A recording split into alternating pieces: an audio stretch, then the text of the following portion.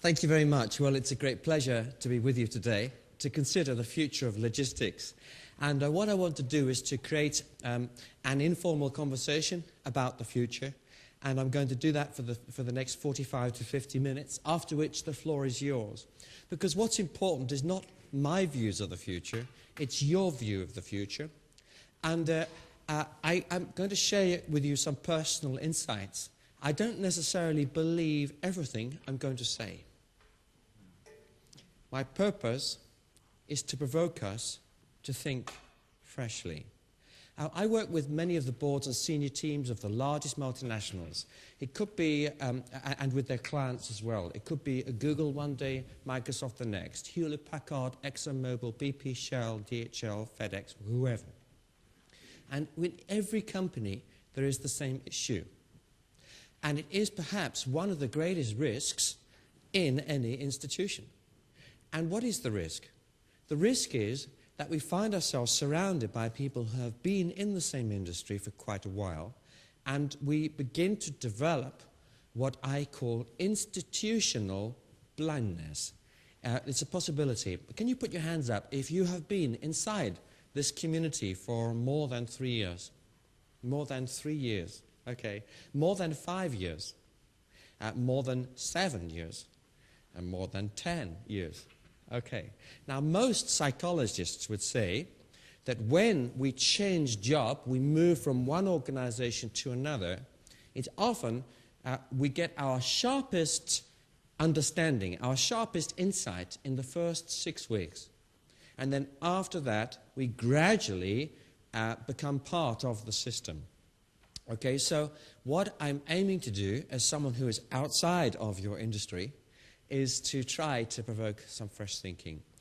I'm not in your industry. You know much more about it than I do. So, but here goes. And, you know, the future is full of uncertainties. And for EasyJet or for DHL, you may think that actually it's just unlucky. And the fact is that there's a lot of things around in our world that are very unlikely things. You think, if that was to happen to us, it would be so unlikely. It's so unlikely that we don't even consider it. But there are hundreds of such wild cards inside your business. In fact, in every one of your big clients, every one of your multinational giants that you handle the supply chain for, in every one of them, there are wild cards. In fact, I can tell you that my clients would consider DHL to be a wild card. Because one of their risks is that something will happen one day and something starts to go wrong, perhaps with your computer systems or your communication, or something happens. And you might say, oh, it would never happen. Not once in 100 years. Well, that's a wild card risk. 1% per risk, 1% per year risk is a wild card risk. But the trouble is, for my clients, and for you too, there are hundreds of these risks, which means that the chances of one of these things happening to them in a 3-month period is actually quite high. When we think about the subprime crisis, for example, that is a typical wild card risk. It was a relatively low probability event, apparently according to the banks, but it started to go wrong. In fact, I can tell you that there are hundreds of other highly complex financial instruments that have been created, particularly connected with hedge funds, which could also have gone off, and which still could. So we live in a world which is uncertain. And as we have seen recently, when events happen in one area of the economy, they trigger apparently unrelated consequences elsewhere. And this means we have to have a different way of managing our future. The old days, we used to have one strategy. The days of having one strategy for Deutsche Post or DHL is coming to an end. Why? Because the world changes faster than you can develop a strategy. It changes faster than you can even hold a board meeting. So what it means is that we are required to have a main strategy, a main plan, but we have plan A, we have plan B, we have plan C as well. And you know how quickly these things can happen in terms of a new merger or an acquisition or whatever. So SARS and bird flu are other examples of potentially disruptive events which come crashing in and affect us, especially in logistics and distribution. And yet, every wild card is an unexpected sales opportunity somewhere for someone who's well prepared, as well as being a logistical challenge. It is that in a web world, we are under pressure to act even faster. You know, I was staying in New York about just before Christmas, and I was staying in a high-rise tower which was 4,322 stories high and only had 2 lifts, at least only 2 that worked. I was late, and I was standing by the lift, and the lift button was lit, and there were 10 people standing there watching their watches. It's 5 minutes past 8, and I'm wondering what is going to happen. Now, I confess to you, at that moment, I was tempted to do something totally crazy. I was actually tempted for a moment to press that lift button more than once. I can see from 1 or 2 of you laughing that you might have been tempted to do the same thing. I'm sure you have never, ever done such a crazy thing. Well, perhaps you have. Who here has pressed a lift button more than once? My friends, you know, I was in Dallas, Texas in November. I was talking with 850 airline pilots, and I asked them another question. I said, you seem an interesting group. Tell me something. I'm very interested in airline pilots because I fly a lot in planes. I said, tell me, I need to know how you think. Put your hand up if not only did you press the button, but you also talk to the lift. Come on, baby, it's time to come.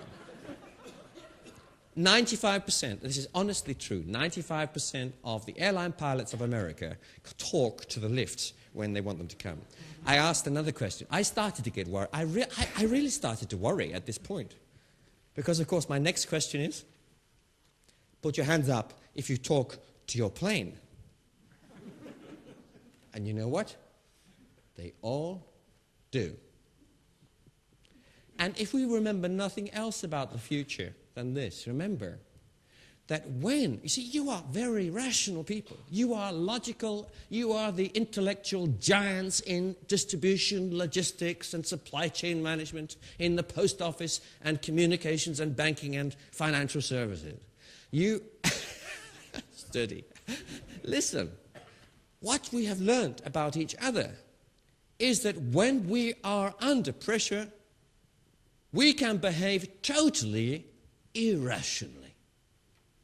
And if it's true of you, it's true of the driver of your truck, it's true of the pilot on the plane. Did you know that irrational acts are one of the main causes of airline accidents? It's not technical failure. Irrational acts are one of the main causes of companies going bust. Irrational acts are one of the main causes of all kinds of systems breaking down. So if we understand something about the future, it's that the future is not about the strategy. It's not simply about the Excel spreadsheet numbers. It's not about the logical analysis of competitor activity. It is about the fact that there is something else operating in the world behind the scenes, and that thing is immersion. And we find it hard to talk about it. I work a lot with banks. I tell you, banks find this very tough. I work with lawyers and accountants. They hate this. But it's true.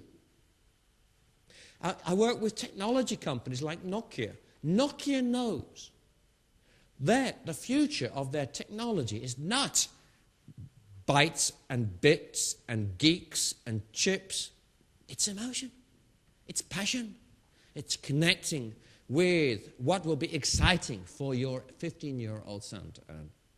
And it's that which will decide which is a make or break technology. And you see it in just about every area. We see it in the reaction at the moment to the Chinese government starting to buy big chunks of American industry, for sovereign wealth funds starting to use these trillions of dollars to buy up chunks of Swiss banks. We see it in all kinds of other areas as well. That's why we don't believe market research. I mean, market research can't tell you the future. Market research simply tells you what your customers told you yesterday about how they think they will behave tomorrow, and they're usually wrong. And I can give you hundreds of examples of that. Talking of customers, you could say that one of the main things that is going on in terms of commercial use of the post office is customer relationship management in one way or another. Mail shots, brochures, packages, rather than just delivery of product. And here there is a huge challenge for the future, and I'm interested in your view of the future of the post office here in Germany. Because the marketplace is getting more crowded. It's true that as the volumes of mail have kept going surprisingly well, haven't they? Mainly because of huge mail shots, sales literature. And that has replaced a lot of the ordinary stuff which has just melted away, the stuff that's gone on to email. But there is a challenge here, because the average consumer in Europe is exposed now to 30,000 brand names a month, and up to $1 billion of advertising will have passed your eyes in the last 30 days alone. And the market, quite frankly, as I'm sure you agree, is getting saturated.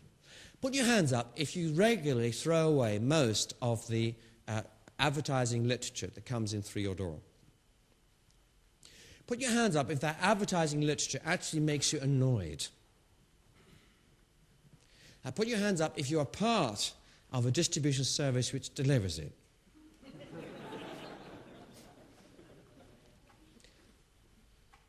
What have you told me? What you've told me is that that is a sector of business that you're not sure you believe in anymore, right? Is that what you've told me? What you said is this is a section of business that you think that there is a fundamental challenge with that section of business. What you're telling me is that you've got worries about the environmental implications, about the waste of time and energy, about whether it's the right thing to do, and so on. But yet people continue to do it. And the reason is because, of course, when it's well done, when it's done intelligently, the response is fantastic. Put your hands up if you have recently responded to a well-targeted mail shot from someone that you know and love, a company you know and love. It's part of your list. You get it through the door, you open it straight away because you know there's something in there for you that will be customized to you, it's well-designed, and you respond to it quickly. Put your hands up if you have benefit from that kind of thing. I do. For me, it's the British Airways mail shot. It's very clever. There's stuff which comes through online, but actually they do some very nice stuff in a brochure. And I'll open it, tear it open straight away. I'll read it for 30 seconds and I bin it. It's true, it doesn't stay very long, but actually it is one of the things I do open, and it is part of my relationship with them. And I've bought things from it.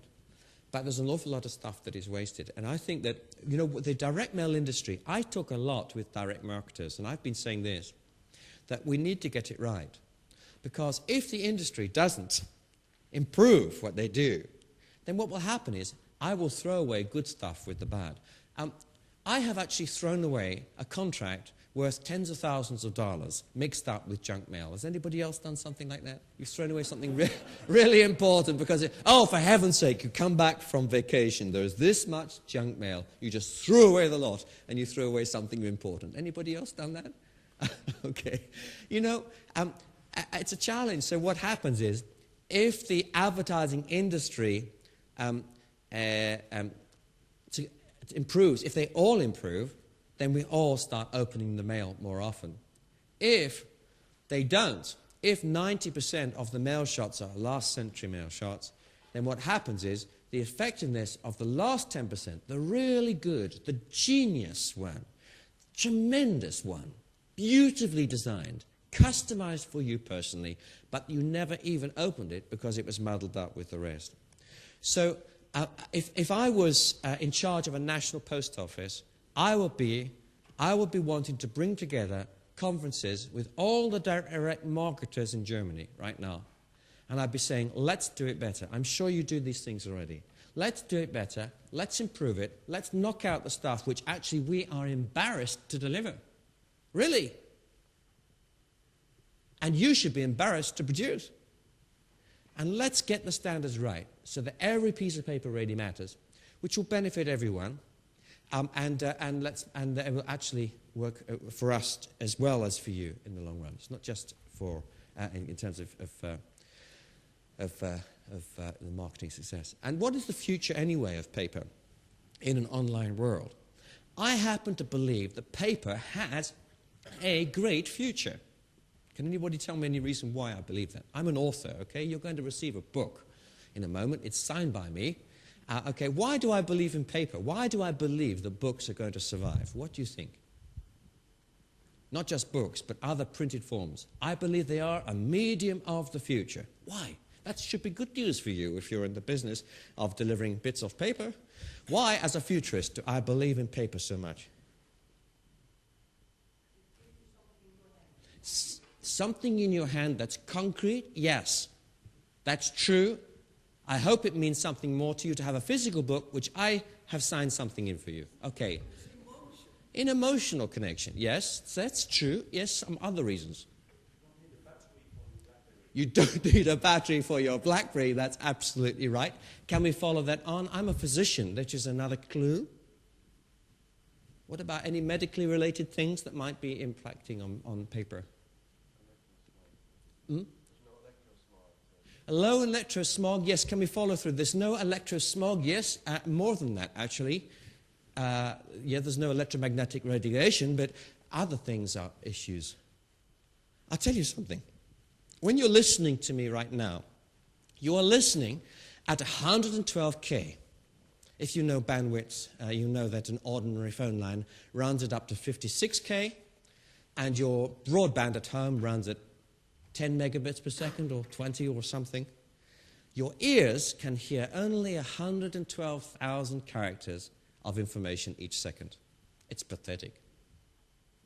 Your eyes can process 3 trillion bits of data every second through all of your bandwidth. So here's an amazing fact. If you pick up a copy of a huge newspaper and you put it on the desk, you can read that whole newspaper in how many seconds? If you were in a hurry and you thought there was an article about DHL in there or about a competitor, how long will it take you to read the whole of that newspaper and be sure that you've seen it or not seen it? 30 seconds. And how much of the paper will you have read in that time, do you think, as you went? Quite a lot. You'll say, hey, by the way, did you see what the Deutsche Bank said yesterday? And our chairman was quoted yesterday morning, and by the way, there's a funny old story, and you got all of that in about 60 seconds. You can read the equivalent of an entire book out of a newspaper in about 2 or 3 minutes, because you are using your 3,000 terabits of data, and it just goes zoom, straight in. And I promise you, you can read one of my books in 10 minutes. Okay? I'll tell you how. You start at the middle and you work out, backwards and forwards, until it's finished. And you go for the little headlines. I've written a little sub-headline on each page so you can read the whole book very quickly. And you can scan it and you'll find the bits that you want. And you'll go back and read another chapter again another time. That's why paper is so important. On a computer screen, you only have, 1024 by 768 pixels or something like that. It's ridiculous. Your eyes see all this data, but the computer screen gives you a tiny amount of information compared to the printed page. You cannot, I can produce for you a beautiful travel catalogue of holidays, of cruises around the Mediterranean. You can never, ever show me something as effective online in terms of the color, the detail, and the speed at which you can read it. So paper survives, which is very good news for you. And it doesn't matter whether it's DHL, one client in Hong Kong, DHLing to Frankfurt, or it might be the dear old post office, Deutsche Post, from Cologne to Cologne. But paper does matter in the online world, so long as it has the quality that justifies it. If you find it annoying when you dial the electricity company or the phone company, and they say, press 1 for accounts, press 2 for customer service, press 3 for... Put your hands up if you hate it. Right. Okay. Now, here's another question. Put your hands up if you have an automatic answering system for your clients. You're using an automatic answer system of any kind for your clients. Put your hands up. That's right, don't be embarrassed. You're only on video, but it doesn't matter. I want to see. I'm just saying, it's an example of how, again, we have this double think that, I work with telco companies, telecom companies. They all have these systems, but they all hate them. So I say to them, why is it? I said, you told me that anybody who installs such a system should be a criminal and put in prison. That my time is more important than their time, right? And then we use them ourselves. So what happens is, it's an example of institutional blindness. We land up installing systems which we hate when we are a customer, but we love when we are selling something.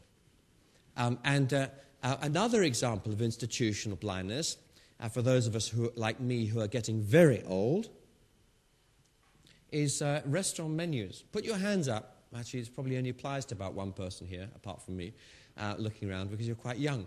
Put your hands up if you need glasses to read a restaurant menu by candlelight. Isn't this a strange thing? Listen, you know that on current trends, there are so few young people in Germany. You know that in some parts of Germany, there are only half the number of school children than there were 10 years ago. You know that, and you know the reason why, which is that, as in many families in my country, the average number of children per couple is about one and a bit, which means that the population of Germany will halve in every generation. And because you either have to make babies or you have to import them from somewhere else. And my country is busy importing them because we've completely forgotten how to make them. That's why we are importing. It's true, we have a national emergency in my country. It's unofficial, but that's why we have just sucked in, with a big vacuum cleaner, 1 million new people into my country in the last 36 months. Because we've completely forgotten how to make babies, and we are becoming as extinct as the dinosaurs. That's the truth. And the only people with any money in my country, well, actually, the only people with any money in Germany are those over the age of 50. I don't know why anybody in Germany bothers to sell to anyone under the age of 50. 1, they haven't got any money. 2, there aren't any of them. So you know that, as in London, that most of the people with most of the money to eat out in restaurants are over the age of 50, right? It's the target market for any restaurant that's any good, correct? Okay. And if you don't believe me, just go around and look for the grey hairs or no hairs, okay? In fact, it's such a problem that any restaurant that has open-air seating has to have hats for everyone, because all the men don't have any hair anymore. But the fact is this, that despite the fact that the target market in Cologne and Frankfurt and Bonn for top quality meals in restaurants is those over the age of 50, the print of the menu is so minute that only a 12-year-old can read it without special technology. And why is this? Because of institutional blindness. Because our society hasn't quite understood that when you ask 20-year-old designers to design restaurant menus, they design restaurant menus all white paper. It's amazing, so much white paper. They say, it's part of the fashion. I say, why do you have a menu which is 99% white and tiny little print? They say, oh, you are so last century. I can't understand it. I say, my friend, you have made it impossible. This is your main selling document. This is your main marketing document, is your menu, and you've made it impossible for most of your customers to read it. Crazy, isn't it? I gave a lecture to Philips the other day, and I thought I had no Philips technology in our house. And then I suddenly realized, with a shock, thank God I did. The day before, I suddenly realized, to my surprise and delight, that I had been shaving my face using a Philips razor for the last 3 years. I didn't know because the Philips logo is so tiny on the razor that I need my glasses on in the shower or the bathroom to read it. Again, how crazy can you be? So I'm just saying here are examples of how it is easy to get out of touch with customers. And virtual companies grow quickly. You know all about the virtual conveyor belts and the just-in-time. You are world experts on all this stuff. The total integration of the supply chain and so on. And we can expect phenomenal growth in all of these areas. And the good news for you is that the competition isn't going to be too difficult. Why? Because it's so hard for someone to break into your area. You found that when you tried to make a big move into America. It's tough. Why? Because you have to have so much infrastructure to compete. The good news is that it is unlikely that a new global courier service will come out of India and invade the European Union in the next 5 years. You hope. What's more likely is that you will battle it out with Fedex and the rest. So the good news is, I say, that you have a huge chunk of the global market and it's relatively secure, but we still have big gaps in what consumers actually need. Let me give you another example. I left my power supply for my main computer, like this one, at a speaking engagement. And I speak in several countries a week sometimes, and I was desperate. I had another computer, but I really needed a new power supply. And I had 2.5 hours before I left for the airport again. And you would think, wouldn't you, that using Google and all of your logistics, that you and I together would manage to get to my home quickly a power supply. What did I do? Well, it's up here. I found the product online, made in America. Next, I made 6 phone calls. The wholesaler wouldn't talk to me. He said, oh, we've got hundreds, but I can't talk to you. Sorry, click. I phoned him back again. You have got to tell me where I can buy it. Oh, go online. No. Tell me, who has it in stock now? Well, that's not our job. It's all online. Please. Eventually, he gives me some phone numbers. I then finally get through to one retailer. The retailer says, you have to put it in an email to us. In an online world, he said, we only do online ordering.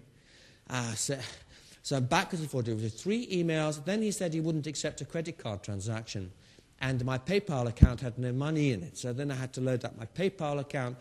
And then the biggest nightmare of all, how on earth in an online world am I going to get the product fast enough? You see, the online world is so slow. People tell me 1 mouse click and it all happens. It's rubbish. The only way to get a product is to get in the car and go and get it. You know that, right? If you want milk, go and get it. If you want a newspaper, go and get it. If you want flowers, go and get it. Or wait. And how long will I have to wait? A whole 24 hours at least. Probably 36. Maybe 72. I've got 2.5 hours, so how did I do it? Any ideas? How on earth did I do it? Well, I did it the old-fashioned way. I phoned a taxi. Taxis are better than couriers because they're human beings. I phoned up a taxi and I said, okay, this is an emergency. Go to this name and address, collect the product, bring it back here, and I'll pay you lots of cash. Trouble was, taxi arrived at my home 5 minutes after I had to leave for the airport.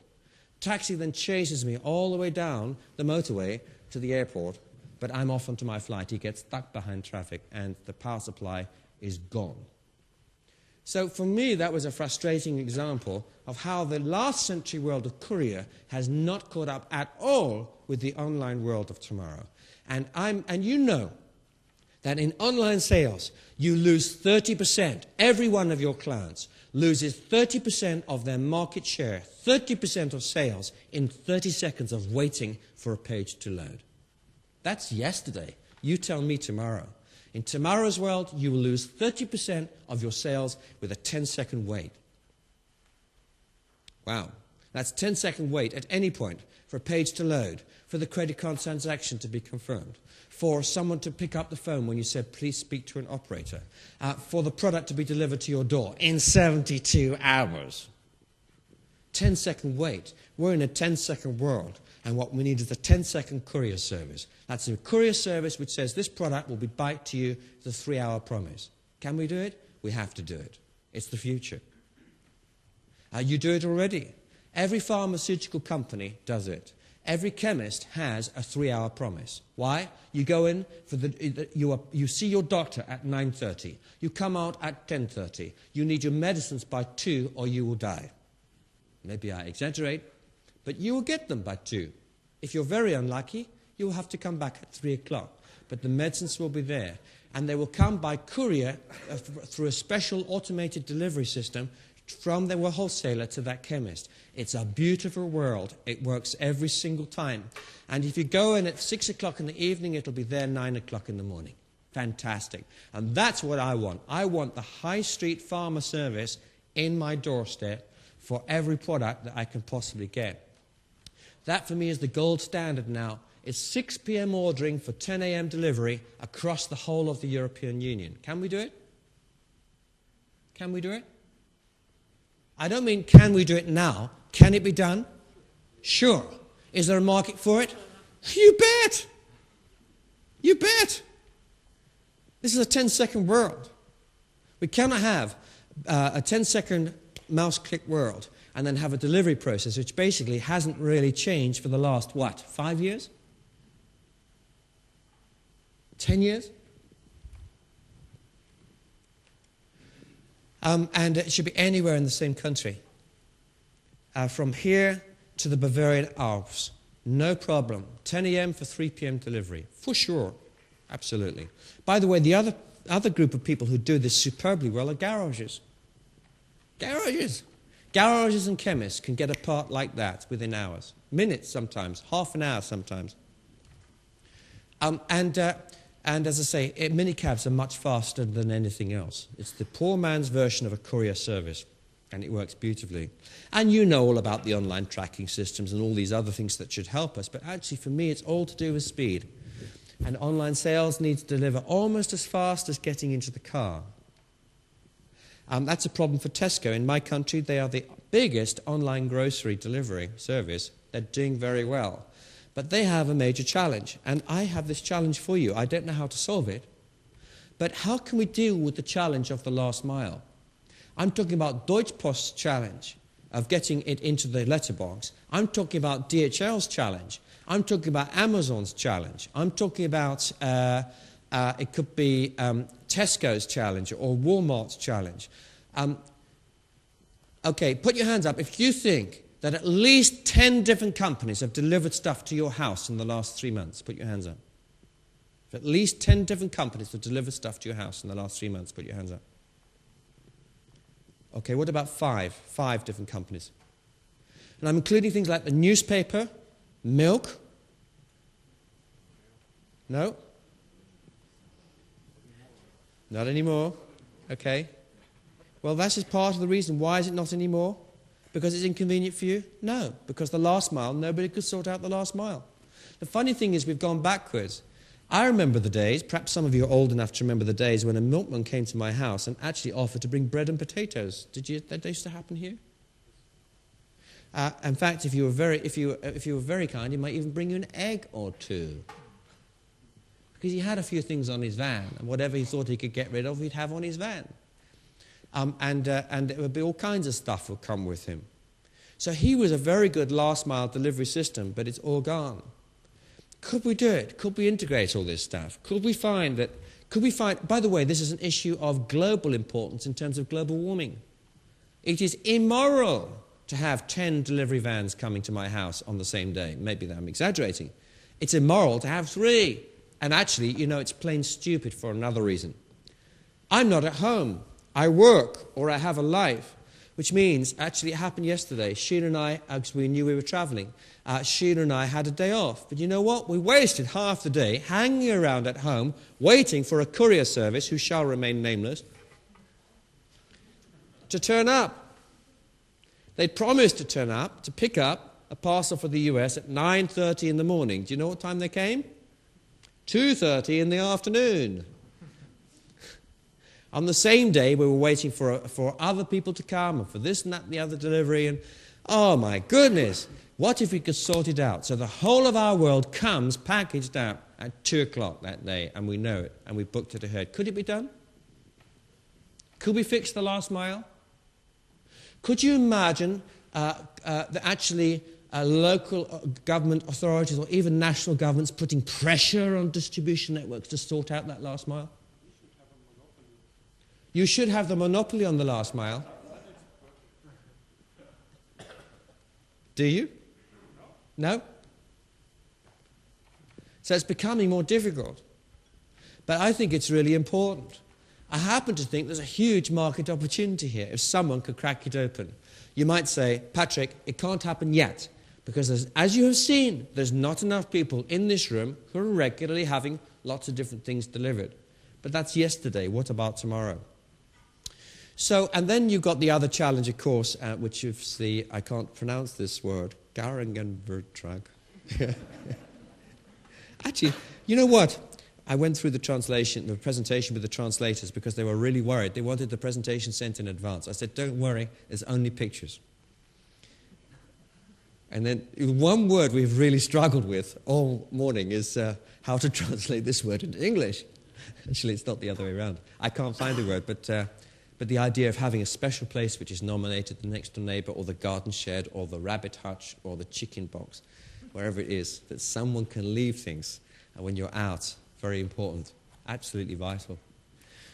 So, logistics. Many of my clients, this is nothing to do with you. It's not your problem. Actually, it creates more business for you, so you should be glad about it. But many of my clients despair about the cost of returns. Getting the stuff out is easy, but getting it back is a nightmare. They tell me that 50% of their margin can be wiped just by dealing with their returns, even if they're only returning 1 in 20. And that's a major hassle, actually. And so every distribution company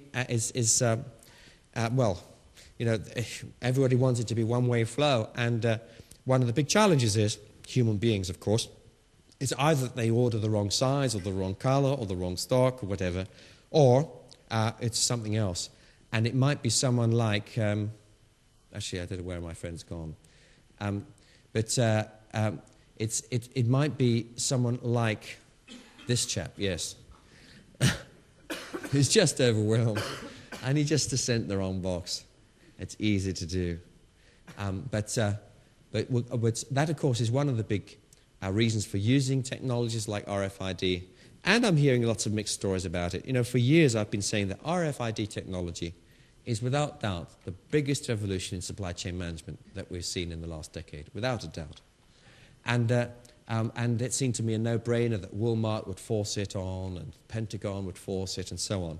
And as you know, there's been all kinds of reactions to it in different places, but the cost savings are so monumental that, for as far as I'm concerned, whatever the difficulties Walmart's had in getting their supply chain sorted with RFID, it's only a matter of time. It has to happen. Every single product, including this bottle of water. I know there are logistical challenges and technical challenges depending on the packaging of actually reading these things, but it's going to happen. Why? Because of these fantastic warehouse efficiencies, the reduction of theft to almost zero, the ability to locate every product, the ability to stop 10% of all Mach 4 razor blades disappearing in theft. 10% of the stock. It's one of the highest value thefts in the market is a box of Mach 4 razor blades, which can come in at about 20 or 30,000 euros a shot. Yes, there are technical challenges, as I say. Yes, there are counterfeiting issues. Yes, there are security issues. There are privacy issues. But, as I say, it's an unstoppable momentum as far as I'm concerned. And I know that you are passionate about this technology and you use it a lot. And I guess the big issue is breaking out from the supply chain within the manufacturing and wholesale and putting it actually onto the Philadelphia cheese or the loaf of bread. And connected with that is another revolution which you've seen here in Germany, especially with the Metro Group, as you well know, with the advent of the self-service. We're into the self-service era, which cuts cost, and barcodes are so last century. Who here has tried to do a self-service shop using barcoding? Was it an enjoyable experience? It's horrendous, ghastly. What we really want is an end to checkout, don't we? We just want to be able to walk into Walmart and say, oh, hello, sorry, can't stop. Thanks a lot. You just hit and run. You just take what you want, sorry, wherever they go. And why? Because the machine saw you coming down the street. And as you came in through the door, they know who you are. They know that you're in the store. They know exactly what you've got, and they know where to charge it. And if you know who I am, what I've got, and where to charge it, then you have a complete trading system. And the sheer genius of it is that it doesn't need to involve any bank. Because the next thing that happens is, bloop, SMS onto my mobile phone. Thanks for shopping at Metro today. You've just been charged €45.22. And here's the list. Wonderful. And if it's a much more expensive thing, if I've just bought a car, sorry, got to go, can't chat, then what do? It's the same technology. The only difference is biometrics, one thumbprint. So, SMS, press P to pay, thumbprint, wait 2 seconds, corrected, validated, authenticated, the car is yours, sir. Can it be done? Yes, it can, using today's technology. We're wiring up mobile communications. In fact, the really exciting thing about this from the banking point of view, well, actually it's scary if you're a bank, it's really exciting if you're a mobile phone company, is the amount of money involved. You know, if you were just to take half of the normal commission on a credit card transaction, which is, say, 3%, and a little bit of extra stuff as well, and you were to take that out of all the money which you spend every month on credit cards, bank cards, and everything else as well. Think about how much that is. And I promise you, it becomes much more than you spend on a mobile phone at the moment. What it means is that a phone company could afford to give you the mobile phone. You say, promise me, you have to cut up your American Express card, cut up your MasterCard and your Visa. It's gone, okay? If you promise that you will not use those cards anymore, except where biometrics isn't accepted. If you promise, then we promise you a free phone, free broadband, free satellite TV, free cable channels, free video conferencing system, free whatever you like, whatever else you want from us. Unlimited data, unlimited video calls, unlimited everything. Just please, please, please don't use American Express anymore. And the phone companies will make a big profit on that. So the days of phone companies selling phones is coming to an end. That's a crazy last century idea. Why would anyone want to sell you a phone? They'll give it to you, of course. And what's the value of the phone? It's simply a financial transaction machine, which has a few extras included for voice calls and email and personal life and all the rest, and a camera and a video. So how does that connect with self-service mass retail? How does it connect with RFID? Well, the phone has RFID inside it. The phone knows where it is. The products know where they are, or you know how to locate them. And it's all welded into this exciting place which you are going to drive for the future, which is a place where every product is fixed in time in a place on the world's surface. We know exactly where it is, what it's been bought, who's bought it, where it was manufactured, and where it's going. And it doesn't matter whether it's a Michelin tire that tells us automatically that it needs replacing and automatically orders a new one from a factory. It doesn't matter whether it's a biometrics of passports. And why do we need passports anymore? That's crazy too. All I need is a tag and a biometric, and that's it. Airline handling, of course, we're using RFID all over the place already in that. Shipping inspections and controls, it's the end of the bills of lading. Micromanagement of containers, because we can tag everything inside that container. I know if there's a lot of metal, it's hard. But nevertheless, the principle is there. Clinical monitoring, we can actually use RFIDs inside the body to monitor what's happening inside your head, inside your liver or your kidneys. Very exciting. So we can have remote diagnostics. And then, of course, you see, the future isn't about technology, it's about emotion. And so, of course, we then get an emotional reaction. And you may remember that there was a massive American boycott of Mach 3 razor blades a while back because there was a rumor, in fact it was true, perfectly true, that Gillette had tagged all their razor blades and they put them in a special assembly in the store, and if you removed a razor blade, the digital camera went gluk and sent a digital photograph to the security people, and the security people started following you around the store to make sure that you actually paid for that razor blade when you checked out. And because that caused a massive reaction about privacy, Gillette had, well, it got worse actually. Gillette was already in trouble in the US, and suddenly there was a boycott of all Mach 3 products across the whole of Australia, because there was a rumour that Gillette had started tagging all the Australian razor blades as well. They hadn't, but despite that, there was a ban on them. The public just walked away. And it wasn't just them. Old Benetton got hit. Benetton started to tag just one type of trousers. And because they built the tag into the trousers where it couldn't be seen, people were worried that they go down the street and someone with a scanner would say, like the shoes, but, you know, because you see the scanner, so you can tell where they bought it, what price they paid. They like the shoes, but pity about the tie. And they said, well, I don't want that to happen. Or a woman's going down the street, and there's a man on the bus, and he's scanning her handbag. He can read everything inside her handbag, because it's all got tags.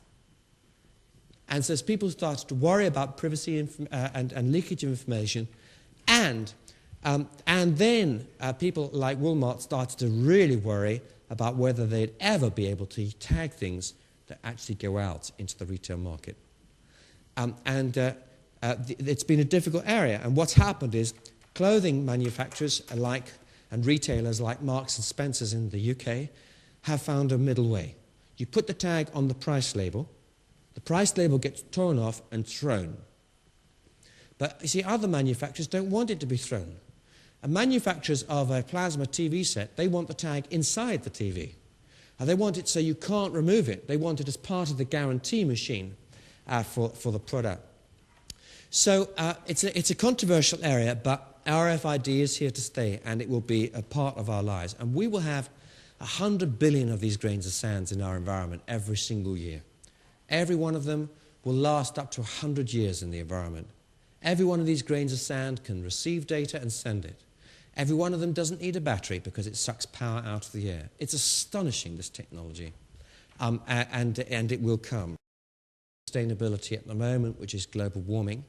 And remember that the future is not about emotion. It's not about facts, it's about emotion. It's about the emotional attachment and passion generated by this graph here.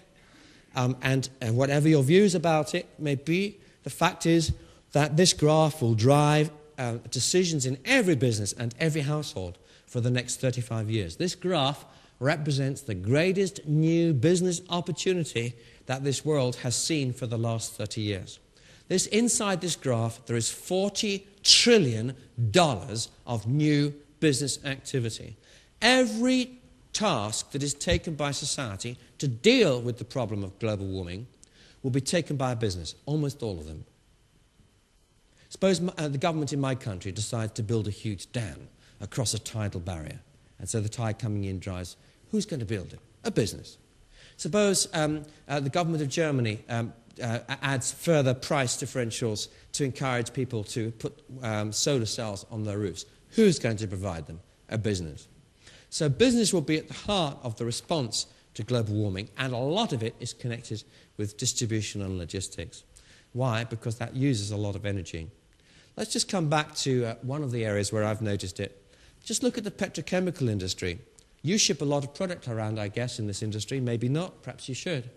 The petrochemical industry at the moment uses hundreds of millions of kilometres a year of lorry driving. And I discovered an interesting fact. In Germany, in France, in Switzerland and in London, and in the UK, are almost identical factories producing almost identical chemicals. And what we've got is a crazy situation in Europe. We've got, I know this because I went to lecture to the European Petrochemical Association, so this is where I found out about it. We've got a crazy situation. You've got the chemicals being transported from Germany, from one of your petrochemical giants, to the north of England to be turned into plastic bottles, which are empty. Even more scandalous, these empty plastic bottles are then shipped all the way down to Spain to be filled with product, and then they're sold in Turkey. even more crazy, the craziest bit of all of this craziness from the logistics point of view, is that on the way from Frankfurt all the way down the motorway and through the Channel Tunnel and out through to the north of England, that lorry passed 10 other lorries, zoom, at 200 kilometers per hour, zoom, one going 100 kilometers one way per hour, the other going 100 kilometers the other way per hour. And they passed each other on the same motorway carrying almost identical product, that in fact, if they'd suddenly stopped, said, what have you got in that lorry? Well, same stuff. They could have just turned around and driven straight back home again. And we calculated with the European Petrochemical Association, I did a quick calculation, that if we had a product exchange operating across the EU, we could save 100 million kilometers a year of truck driving. That's a lot. If you think how congested our roads are, 10 million litres of fuel we'd save, and we'd save $35 million. And you know what the cost was of doing that? We worked it out. It would cost this is the Petrochemical Association thinks it would cost 100,000 euros a year to do it. It would require one person and a dog and a couple of computers and a web page. And basically, that's what it would be. 100,000 euros to take out 100 million kilometers of totally useless, immoral logistics traffic.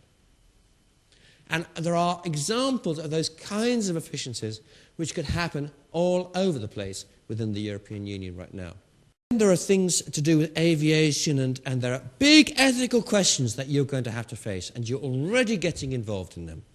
Is it right to sell daffodils or tulips in Cologne that have been grown in Nairobi and brought in on this plane? Now, I can tell you, I believe it's a fine argument, and I know very, very respectable people that will say passionately that it is completely wrong, and for environmental reasons, and others that will say, if you talk to the Kenyan farmers and their economy, I would say passionately it's completely right. I'm interested in your opinion. Put your hands up if, on the whole, you feel uneasy, unhappy about moving plants from Kenya to Cologne on a plane. Put your hand up if you, on the whole, all things considered, in terms of the wider issues of social development and economic justice, that you think, on balance, it is right that this kind of trade is happening.